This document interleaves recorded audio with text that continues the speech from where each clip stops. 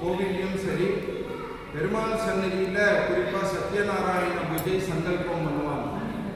பெருமாள் கோவிலில் சத்யநாராயண பூஜை சங்கல்பம் எப்பொழுது பண்ணுறாங்க அப்படின்னா, பௌர்ணமியில் பிரதோஷ காலகட்டத்தில் இந்த சத்யநாராயண விரதத்தை மேற்கொண்டாங்கன்னா தரித்திரவானும் தனவான் ஆவான். எப்பேற்பட்ட தரித்திரம் இருந்தாலும் தனவான் அரசன் போல் வாழ்வார்கள்னு ஐதீகம். என்ன பண்றாங்க? தரித்திரவானும் தனவான் ஆவார்கள் அப்படின்னா, வருடத்தில் ஒரு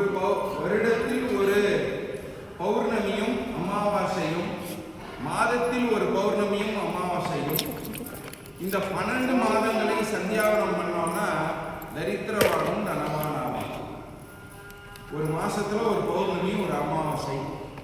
அமாவாசையில குபேர பூஜையும், பௌர்ணமியில் சத்யநாராயண பூஜையும் சங்கல்பனம் பண்ணும்போது பெருமாள் அனுக்கிரகம் செய்கிறார். என்ன அனுக்கிரகம் செய்கிறார்? அனைத்து விதமான செல்வங்களையும் அனுக்கிரகம் செய்கிறார். அனைத்து விதமான செல்வங்கள் என்ன? 16 லோகத்தின் அதிபதியான இந்திரனும் இந்த சத்யநாராயண பூஜையை சங்கல்பனம் பண்ணான். யார் முதல்ல பண்ணா அப்படின்னா, உத்தராயண காலகட்டத்தில் இந்த சத்யநாராயண ஹோமத்தை நாரதர் பெருமாள்கிட்ட அனுஷ்டிக்கிறார். கேட்கிறார். முதல்ல கேட்கும் போது, சுவாமி, லோகம் இனி கலியுகம் வரப்போது, கலியுகத்துல பாழா போன மனித பிறவியில அவாவாலோட உள்வினை கர்மவினை காரணமாக அவங்க ஆண் பெண் வேதம் தெரியாமல், நல்லது கெட்டது தெரியாமல், காம இச்சை கோபம் காரணமாக அழிஞ்சு போறாங்க. இதற்கெல்லாம் விதிவிலக்காக மனிதர்கள் தெய்வ ரீதியான சரணாகதி சொர்க்கத்தை போய் அடையணும் அப்படின்னா என்ன சுவாமி செய்யறது அப்படின்னா, பௌர்ணமி திதியிலும் பிரதோஷ காலகட்டத்திலும் பிரதோஷ நேரகத்திலும் நான் சத்யநாராயண அவதாரம் எடுத்தேன்.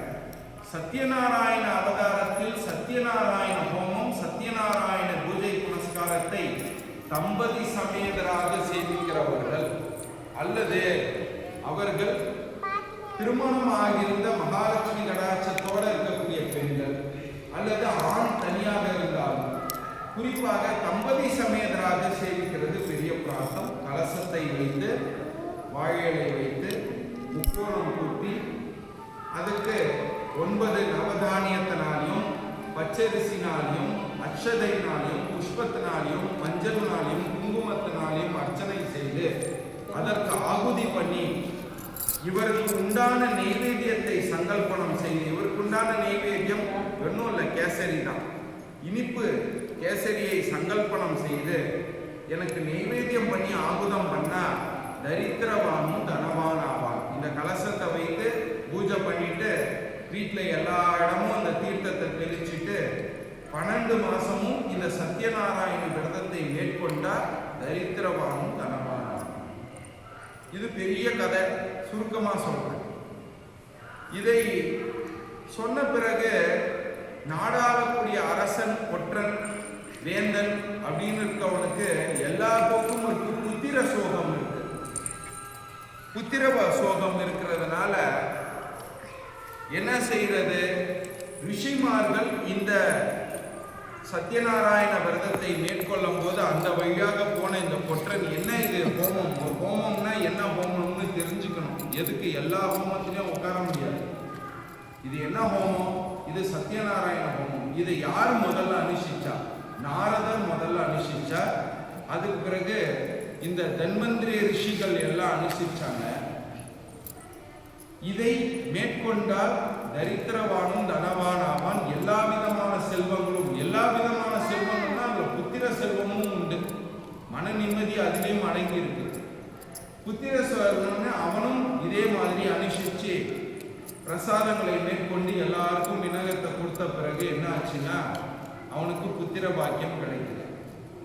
அந்த வழியா போயிருந்த அரசன் அதே மாதிரி இந்த சத்யநாராயண விரதத்தை மேற்கொள்ளும் போது, மேற்கொண்டு இருக்கும் போது அந்த வழியா போன ஒரு வணிகன் போறான். வணிகன்னா அந்த காலத்துல வணிகம் செய்கிறவனும் வணிகம் தான். இந்த காலத்தில் வணிகன்றது கொற்ற நகை செய்கிறவங்கள தான் வணிகன்னு சொல்கிறாங்க. அந்த காலத்தில் புளி உப்பு பதார்த்தங்களை செய்கிறவனும் வணிகம் தான். அந்த மாதிரி வணிகம் செய்கிறவன் சுவாமி எனக்கு ரொம்ப நாளாக இந்த மாதிரி புத்திர பாக்கியம் இல்லை, அரசன் இந்த மாதிரி சத்யநாராயண ஹோமத்தை பண்ணு அப்படின்னு அவனுக்கு ஒரு பெண் குழந்தை பிறக்குது, பிந்தை அப்படின்னு குழந்தை பிறக்குது. அந்த பிந்தை நான் இந்த மாரி விரதத்தை மேற்கொண்டேன்னா நான் இதே மாதிரி சத்யநாராயண விரதத்தை எடுத்துக்கிறேன். என்ன எனக்கு புத்திர பாக்கியம் கிடைச்சிட்டா நான் சத்யநாராயண விரதத்தை எடுத்துக்கிறேன்றான். எப்பயுமே எனக்கு இதை நீ பண்ணா நான் உனக்கு இதை பண்ணுவேன்னு தெய்வத்தை கேட்கக்கூடாது. அது பிஸ்னஸ் வேற, தெய்வ ரீதியான கோட்பாடு வேற. சுவாமி எனக்கு கல்யாணம் ஆகலை, கல்யாணம் ஆனால் நான் உனக்கு மாலைகளை சாத்துறேன். சுவாமி நான் கல்யாணம் பண்ண தம்பதி சமயத்துக்காக பெருமாளுக்கும் தாயாருக்கும் மாலை சாத்துறதா வேண்டியிருக்கேன். எனக்கு நான் வீடு வாசல் கட்டிட்டா நான் உண்டியல காணிக்க செலுத்துறேன்னு வேண்டிக்கிறேன். புத்திர பாக்கியம் கிடைச்சிட்டா எடைக்கெட துலாபாரம் போறேன்னு வேண்டிக்கிறேன். அது உங்களோட கர்ம வினை. உங்களோட கர்மத்தை வினையை நீங்க பகவானை சரணாகதி செய்றீங்க. எப்பயுமே நம்மளோட ஒரு பகுதி உழைக்கக்கூடிய பகுதியில 1% 5% பகவான்கிட்ட சரணாகதி செய்யணும். ஏன்னா கொடுத்தது நல்ல ஞானம், நல்ல அறிவு, நல்ல ஆரோக்கியத்தை கொடுத்தது பகவான். அப்பேற்பட்ட பகவான்கிட்ட போய் நீ எனக்கு இதை கொடுத்தா நான் உனக்கு இதை தருவேன் அப்படின்றது வேற. அதெல்லாம் வணிகத்துல போயிடும். பகவானை சரணாகதி செய்யணும். சுவாமி நான் உன்னை சேவிச்சுக்கணும், உன்னை சங்கல்பனம் பண்ணிக்கணும், என்னைக்கும் உன்னை சரணாகதி செஞ்சுக்கிட்டே இருக்கணும், உன் நாமத்தை பாடிக்கிட்டே இருக்கணும், உன்னை பார்த்துக்கிட்டே இருக்கணும், பூஜிக்கிட்டே இருக்கணும். இதுதான் தெய்வத்தை கேட்கணும். தெய்வம் அள்ளி கொடுத்துருவார், நம்ம கிள்ளி வாங்கிக்கிறோம். அப்படி இருக்கச்ச எனக்கு ஒரு குழந்தை பிறந்தால் நான் அந்த குழந்தை பிறந்த பிறகு சத்யநாராயண ஹோமம் பண்றேன்னு வேண்டிக்கிட்டான். அதன்படி குழந்தையும் பிறந்தது. அவங்க வீட்டம்மா கேட்குறாங்க, என்ன சுவாமி வேண்டிக்கிட்டீங்களே சத்யநாராயண ஹோமம் பண்ணி எல்லாருக்கும் பிரசாதம் கொடுக்கணுமே, சரி பண்ணிடலாமா? இருக்கட்டும், பிள்ளைக்கு திருமணம் ஆனோடனே பண்ணிக்கலாம். திருமணமும் ஆகிடுச்சு, இப்ப பண்ணலாமா? ஒரு பெரிய வணிகம் வந்துடுச்சு, கப்பல்ல போய் வரணும், அதை போய் முடிச்சுட்டு அந்த தொழில நல்ல வளம் வந்த பிறகு இன்னும் சிறப்பா பண்ணிய. இங்கேருந்து வணிகம் செல்ல போறான். வணிகம் எடுத்துட்டு பொன் பொருள் ஆபரணங்கள்லாம் எடுத்துக்கிட்டு கலவர்கள் முன்னாடி இவன் முன்னாடி போட்டுட்டு ஓடிட்டான். ஓடின பிறகு அந்த பின்னாடி வந்த காவலாளிகள் இவங்க தான் திருந யாரு மருமகனும் மாமனாரும் வணிகத்துக்கு கடல் கடந்து போன இடத்துல ராஜாவோட நகை பொன் பொருள் ஆபரணங்கள்லாம் எடுத்துட்டு இவங்க முன்னாடி போட்டுட்டு ஓடிட்டாங்க. இவன் தான் திருடன்னு எடுத்து உள்ள அரசவை என்ன பண்றாங்கன்னா ஜெயில பிடிச்சி போட்டுறாங்க. இங்க நல்ல நிலைமையில இருந்தவங்க ஆண்டி ஆயிட்டாங்க.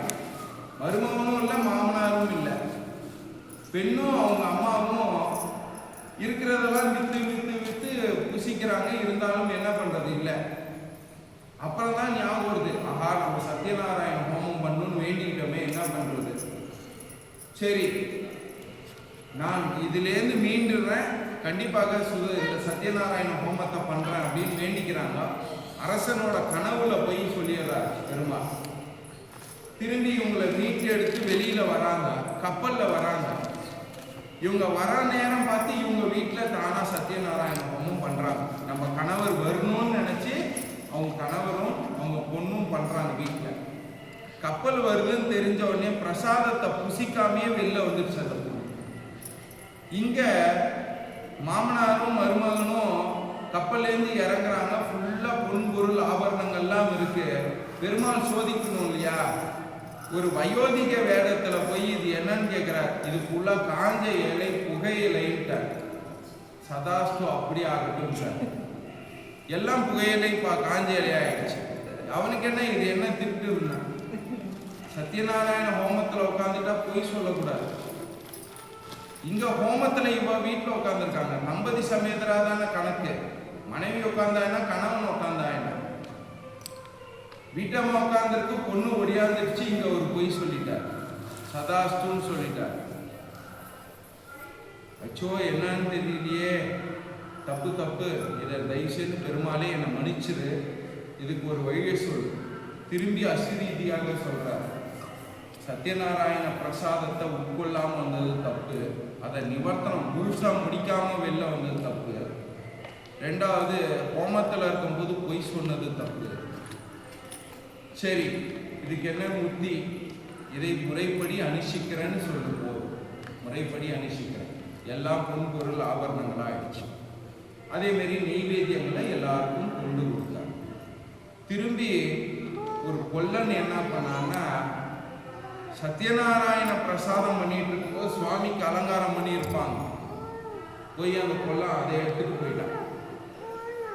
இங்கேருந்து போற போது தேல் கடிச்சிடுச்சு. தேல் சனியோட அவதாரம், கடிச்சிடுச்சு.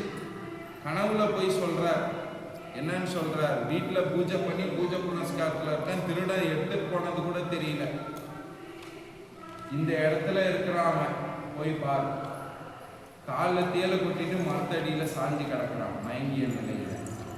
ஏண்டா சத்யநாராயணனுக்கு பண்ண அலங்கார புஷ்பங்களை ஆபரணங்களை திருடிட்டு வந்திருக்கு, இதுக்கு என்ன பிராய்ச்சித்தம்? நீயும் இதை பண்ணு. கெட்டவனையாக இருந்தாலும் நல்லவனாக திருத்துவார், நல்லவர்களுக்கு நல்ல வழியை காட்டுவார். நீங்கள் ஆசானாய் நினைத்தால் ஆசான், குருவாய் நினைத்தால் குரு, பிள்ளையாய் நினைத்தால் பிள்ளை, தமையான் நினைத்தால் தமையன், தோழனாய் நினைத்தால் தோழன், தேரோட்டியாய் நினைத்தாலும் தேரோட்டி தான். பெருமாள் எல்லாவாகவும் மாறுறார். எல்லா தெய்வமும் உரிய தெய்வம் தான், அதில் மாற்று கருத்து கிடையாது.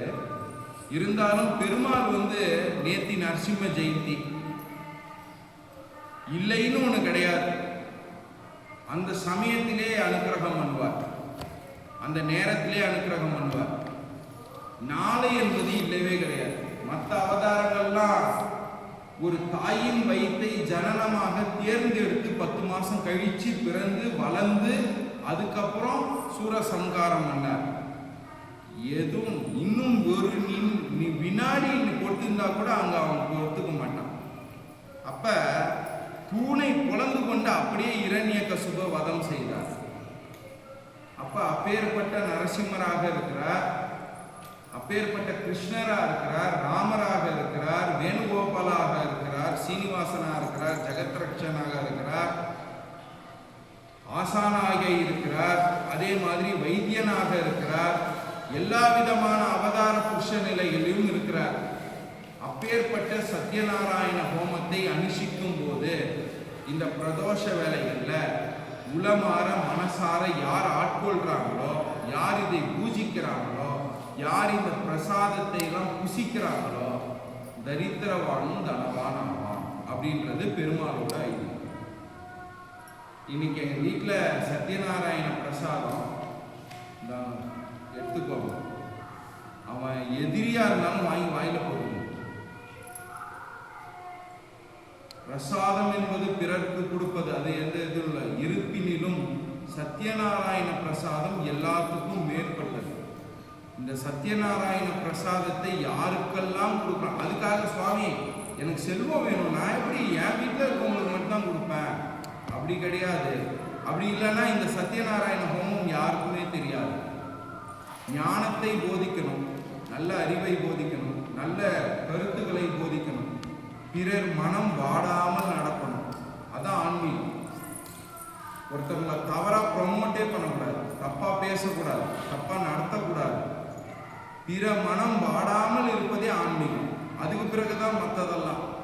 அப்ப நான் நல்லா இருந்தா போதுமா? நீங்க நல்லா இருந்தா சரிதம் எப்படி இயங்கும்? எல்லாரும் நல்லா இருப்பினில் நம்ம சுற்றுப்புறம் நல்லா இருக்கும். அதுக்காக எல்லாரும் நல்லா இருந்துட்டா உலகமும் இயங்காது. அப்ப இந்த சத்யநாராயண பிரசாதத்தை எல்லாருக்கும் பங்கிருக்கணும்.